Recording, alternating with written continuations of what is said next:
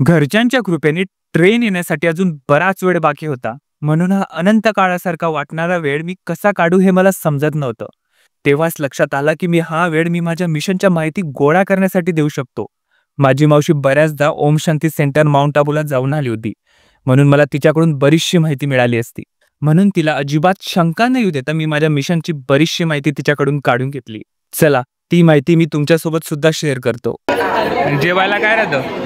जेवायला साधी खिचडी सारखी राहते, कढी राहते, पराठे राहतात. दुसरे रोज वेगवेगळे राहतं का? म्हणजे आता गर्दीनुसार राहील. गर्दी कमी राहील ना, मग थोडं चांगली क्वालिटी देतात. गर्दी जर भरपूर राहिली ना, मग थोडंसं फरक पडून. आणि रात्री रात्री पण तोच स्वयंपाक राहतो, कढी बिडी असं. पण आलटून पालटून झोपायचं कितीला?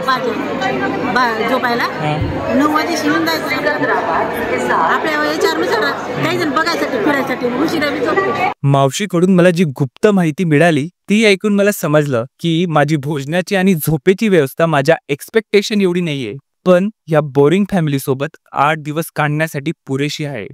माझं हे मिशन पुढे कम्प्लीट होतं की नाही, किंवा त्यात काय काय अडथळे येतात हे जर बघायचं असेल तर या सिरीजशी कनेक्टेड राहा.